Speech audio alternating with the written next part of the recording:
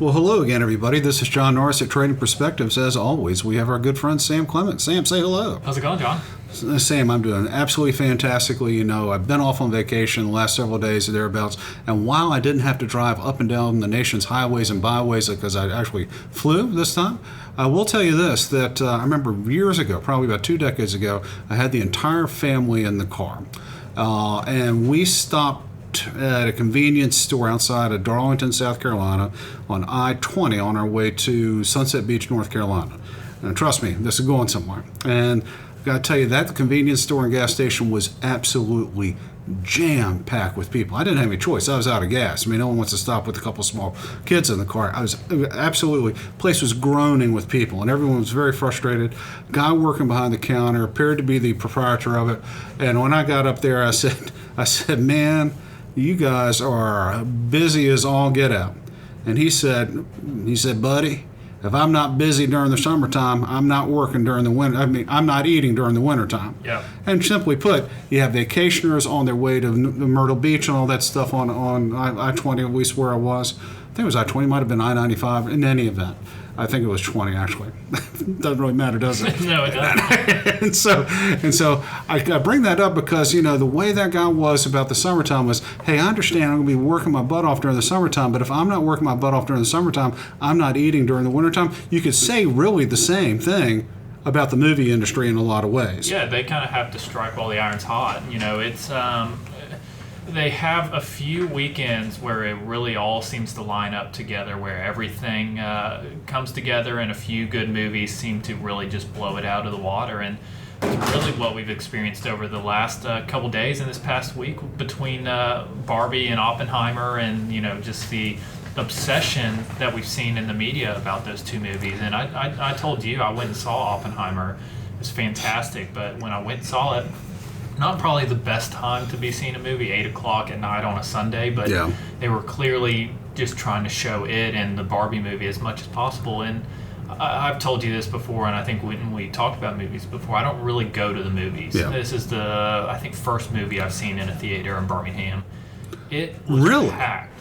It was absolutely packed. There was all these people wearing pink for the Barbie movie, and then, you know, everyone dressed normally was probably going to see Oppenheimer. But it felt like, and again, I haven't gone to movies in a while, but it felt like how movies used to be, where everyone was kind of there. And this was for not a great showing. I mean, 8 o'clock for a 3-hour movie on a Sunday night. Getting home at 11:30. Yeah, not starting your week off necessarily on the best foot, but it was absolutely packed. I mean, I got to tell you, though, Sam, when you take a look really at the movies these days, some of these absolutely mind-boggling numbers that some of these movies will throw up there, I'm kind of shocked by them. Now, granted, I'm apparently not the target market, but some of these things, I don't see how they bring in so much money. And so what I have found really interesting about the hype around Oppenheimer and Barbie, I mean, shoot, you Google Barbie today, like I did. It comes up pink and all that stuff and little stars and all that stuff. It's kind of comical. But you're right, there hasn't been that much hype around some of these things. I mean, if you were to take a look at the Box Office Mojo, which I did, and here we are on the 26th of July, if you take a look at the previous weekend's haul, Barbie's at the top of the list, 162 million domestically. Yep. Oppenheimer, a story about Oppenheimer? Yeah. I mean, come on. 82 million plus, then it drops off pretty significantly. Sound of Freedom, which doesn't get a ton of press, about 20 million. Mission Impossible Dead Reckoning 1, 19 million, and then it drops off pretty substantially. Indiana Jones, latest iteration, 7 million. Insidious, The Red Door, 6.6. Elemental still hanging in there at 5.5. Spider-Man Across the Spider-Verse, I didn't even know that was a thing. 3 million. Transformers Rise of the Beast, 1.1 million. And No Hard Feelings, a Jennifer Lawrence pick, 1.1 million. Those were the top 10 in the United States. So obviously, I mean, dominated by, I think, what they're calling Barbenheimer?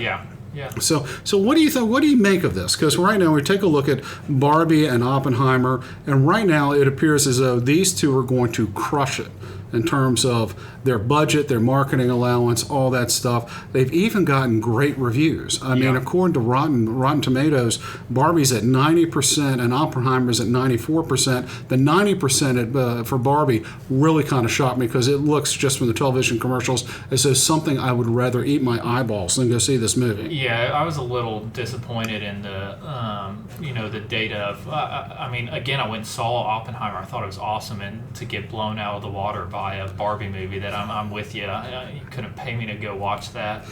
It was a little disappointing to me, but this kind of incongruent combination of the two really just kind of caught everybody by storm, because it seems like everybody was interested, or one or the other, just about. But anecdotally, and you and I both looked at the data, and I couldn't find a ton on this, but the marketing of the Barbie movie to me really just stood out for movies in the past couple years that I've seen. Was like you talked about Google, you searched for it, it turned all pink and what have you, but it seemed anecdotally like the marketing for this movie was just more than I had seen in years. And I don't know if it was, I think it's Mattel that's the parent of, or the owner of Barbie, is trying to shift more into IP instead of just selling toys. I don't know if it's them. I don't know if it's a combination of that in the movie theaters, just knowing that, hey, we kind of, this is, we have to strike while the iron's hot and full on advertising, or what. But I have not heard of movies being talked about so much in the media as these two. Well, let me riddle this one to you. And taking a look at some of the biggest movies of this year, obviously Barbie and Oppenheimer. Let's put those to the side for a second. Let's rehash the top 10 from this weekend. Besides those two, Mission Impossible. What is this? Number 7? I think it's double digits. Yeah, I mean it's on up there. Indiana Jones and the Dial of Destiny. I think this is number 5. Indiana Jones, Harrison Ford's now in his 80s, so they had to do some CGI in order to do his stunts. Insidious. This is a franchise itself. I'm not sure if you're familiar with it. It's a supernatural horror type of deal. Generally kind of lower budgets, but people just tend to love them for whatever reason. So this is a series. Elemental, yet another Pixar film. Yeah, and so they're getting to kind of blend all together now at Pixar. Spider-Man Across the Spider-Verse, another Spider-Man movie. Transformers: Rise of the Beast, yet another sequel or part of a franchise. And No Hard Feelings, which frankly I'd never heard of until until I was doing some research on this morning. And so you have that, but then some other movies that have been out and made some headlines this year. The Little Mermaid. That's a story that's well told. We all know this. It's just they bring it back up every 15, 20 years, put a new leading lady in there, if you will, new lead characters.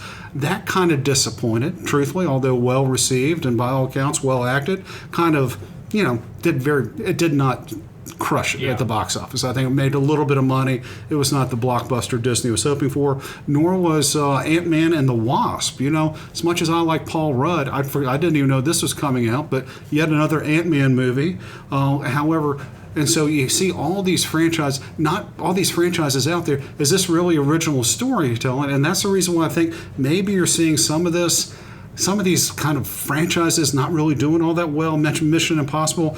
It had a 65% drop this past week. Yeah. Indiana Jones, by most accounts, a disappointment at the box office. Elemental for Pixar, I would say Disney would say, hey, Disney would say one thing publicly and say another thing privately. Going, that was kind of disappointing. We didn't make more with that. The Spider-Man, that was actually an animated film. That did well. The Transformers, by virtually every indication, one of the least performing of that series. Little Mermaid also underperforming. Ant-Man and Wasp did absolutely horribly by relative measures. And so, is there something about the state of the movie industry, Sam, where you're seeing maybe some fatigue over just the same story coming out, another Fast and Furious, all that stuff, and whereas you had something that was so out of the blue and so ridiculous looking, and the trailers are so absurd looking that people just went, okay, I've got to see what this Barbie is about. And then you have a story about Oppenheimer, which is finally we're getting some decent movie, some storytelling without all the mawkishness that sometimes comes along with Hollywood. I remember Pearl Harbor, that movie from back maybe 20 years ago. It should have been great, and it was mawkish, and all of a sudden you have Oppenheimer just well acted by some A-listers, and people are saying, okay, I like different, and I like good storytelling. I'll go see that, but I'm tired of these franchises. And it's funny to me, so even before seeing it, I had read all about Oppenheimer and that he used no CGI in it. Yeah. I was like, okay, this is a movie about nuclear bombs and no CGI. Probably not seeing any explosions here, but you see, I mean, so this was my point with that. This was not a cheap movie to produce. No. This was a commitment, and obviously Christopher Nolan is in his own league of, everything he does is going to be successful. But what you're seeing on the flip side with all these repeats and what have you, and I learned this really through scary movies. The trailers before Oppenheimer, there was tons of these just almost demonic, freaky, weird, scary movies. What's that about? Apparently they're really cheap to produce. Yeah.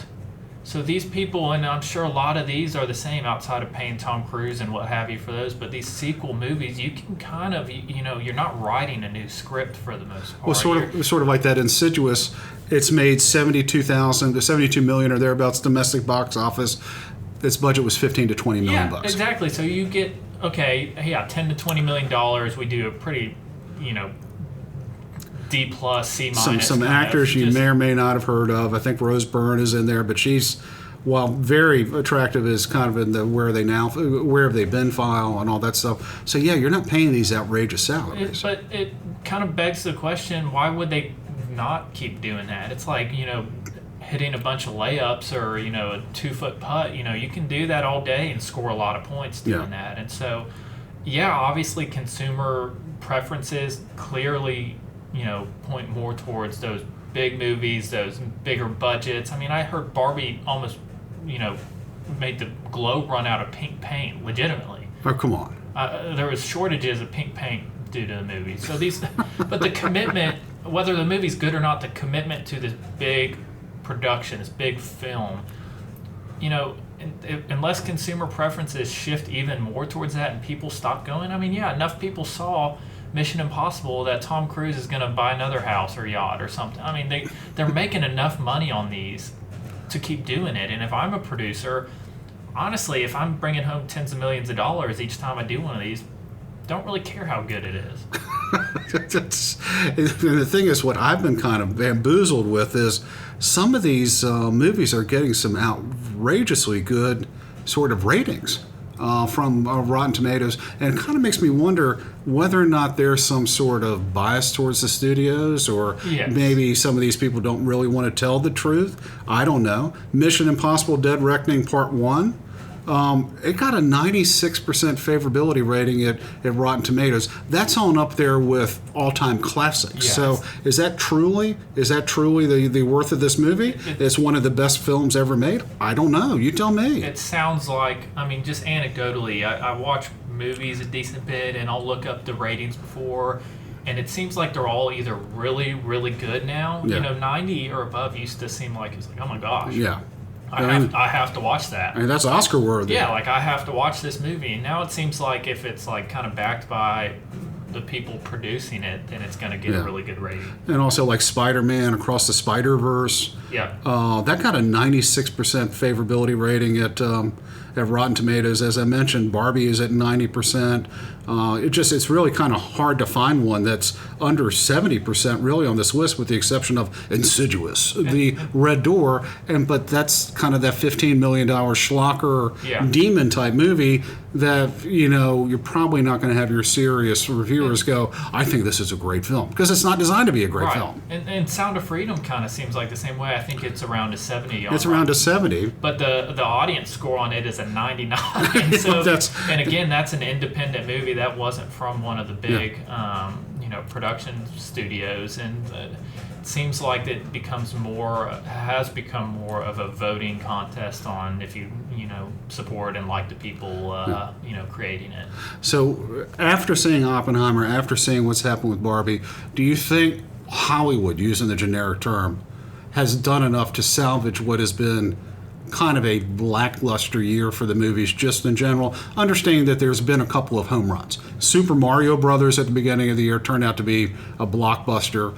Again, it was CG. I mean, it's all animated, all that stuff. That's just cheaper if you're not paying Tom Cruise Right. a zillion dollars. And Guardians of the Galaxy, I guess we're not tired of Chris Pratt yet. That did really well at the box office. But really, a lot of the stuff that was supposed to be home runs for Disney and others have come in less than expectations. So is Barbie, strangely enough, is Barbie going to save the movie industry, at least in 2023? No, I don't think Barbie or Oppenheimer really changes things. I mean, you're always going to have Nolan putting out a film that's pretty much always awesome every couple years or what have you, and that's always going to get the same pretty much. I mean, he really has kind of a cult following now.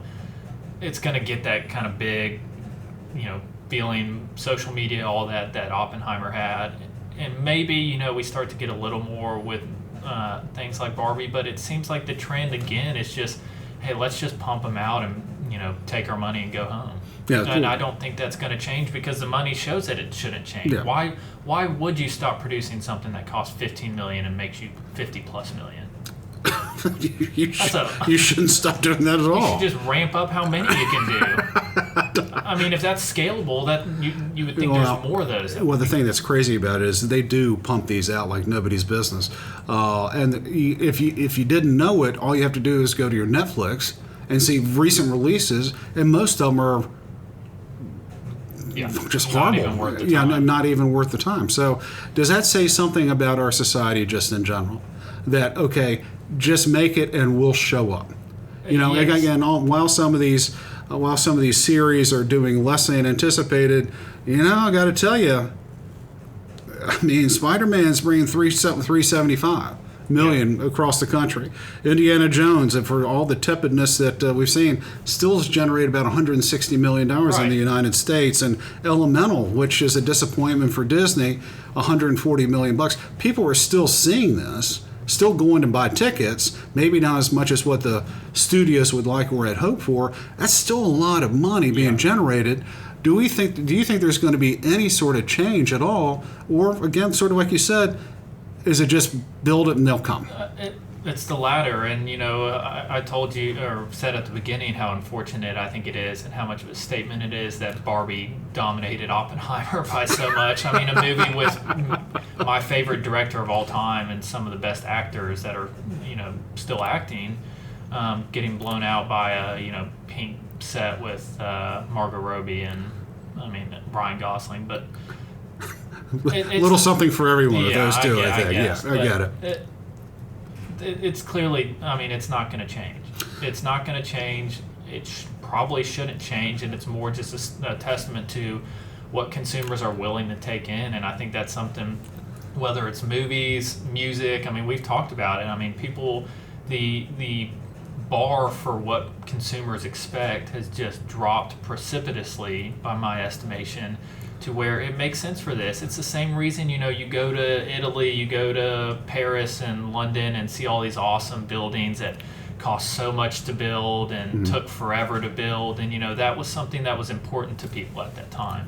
That is not important anymore. It's interesting that you should say that, and kind of taking a step away from the movies for just a second, talking about back when it mattered, when you're building buildings. Being in Key West the way I was really over this past weekend and what have you, you take a look at, and we walked past the old post office on the way down to get on a sunset cruise. Yeah. And the old post office probably built early part of the 20th century, and some attention to detail and some fresco work, and it was really an attractive building. Very attractive building. And I even pointed this out to Beth. I said, that was back when the federal government actually cared about their buildings. And then, on the other street over there by the Truman Annex, you find the current post office, which is completely nondescript and very, very forgettable. And perhaps that's saying something about our society as a whole, that maybe... You go from that to the J. Edgar Hoover building in D.C.? And so it's just kind of like, does it matter any longer if we're producing anything of high quality, as long as people will consume whatever it is that you put out? And is that sort of an indictment of our consumer-driven culture as a whole. I guess it is an indictment. Again, I know you agree, but capitalism is the best economic engine there is. And Listen, it's not perfect, but it's the best that anyone That's does. what I was getting at. Is it's with. not perfect, and unfortunately, if consumers are willing to accept less and less, that's where things are going to go. I mean, things are built towards what consumers want and expect out of them. And that is clearly just, like I said, fallen precipitously. Well, if that is the case, then you're always going to try to have that lowest common denominator if you want to try to get people fannies into the seats and what have you. And I guess we're kind of seeing a lot of that. I would argue just sort of build it and they will come, film it and they will come. It doesn't matter what it is. It's a Tom Cruise. It's a Harrison Ford. It's another iteration of the same story. People will come see it because they always have in the past, and they expect it to be pretty good, and they probably are pretty good. The Fast and Furious movies for people that like that type of stuff, probably like 90 minutes entertainment. They're 90 minutes. They're not complaining. However, when all of a sudden you have fantastic storytelling, you have good effects, and you have attention to detail, and when you can do a historical movie without all the soap opera mawkishness, you have a film like Oppenheimer that truthfully kind of came out of nowhere. Yeah. And people, based on the numbers, people will go see quality. Yeah. And, high ratings, both on Metacritic as well as Rotten Tomatoes. It looks like it's just blown away what its budget was, all that stuff. So that does give me a little bit of hope that, hey, we can produce some quality content and people will go see it. You'll still get the schlock. You'll still get the Eli Roth, the Sauls and the Hostels and the Insidious, because you can find no-name actors willing to work for scale and just pump those bad boys out. An occasional sort of attempt at a blockbuster movie, but if we can see more decent movies that get a Sam Clement, who has not seen a movie in the theater in 5 years, to come see a movie in the theater, it's kind of nice, isn't it? Yeah. Big screen, comfortable seats, all that stuff. I got screwed over with how much it cost, but to me, it's still worth it to go see a movie that was actually exciting, actually fun. I mean, it really checked all the boxes for what I kind of wanted out of it, and unfortunately, it seems like that's just few and far between. Well, I would agree with you on that. Oppenheimer does give me hope for the future. I might go try to see it based on your recommendation, but it's been a while since I've seen a movie in the theater because for a lot of them, basically you said it, it's expensive to go in and see the same old, same old. Yeah. And so maybe this past weekend with the Barbenheimer and all that stuff, maybe it's not the same old any longer. Maybe we got some people thinking outside the box in Hollywood, or maybe they did before the strikes that have come down the pipe. So with that, guys, we always love to hear from you. Also, if you have any comments or questions, please, by all means, let us know. As always, you can reach us by sending us an email at tradingperspectives@oakworth.com, where you can leave us a review on the podcast outlet of your choice. Of course, if you're interested in reading more, hearing more of what we have to say or what we think, please, by all means, go to oakworth.com, take a look underneath the Thought Leadership tab, and find all kinds of exciting information, including links to previous podcasts, as well as links to our weekly newsletter / blog Common Sense, and now links to our second quarter review, third quarter look ahead, macro and market magazine that are out there. Already been well received. Already gotten a lot of good reviews from folks, clients, prospects, and all that good stuff. So by all means, please go to our website and take a look around. Sam, with that being said, do you have anything else to add on this topic? That's all I got. That's all I've got today too. Y'all take care.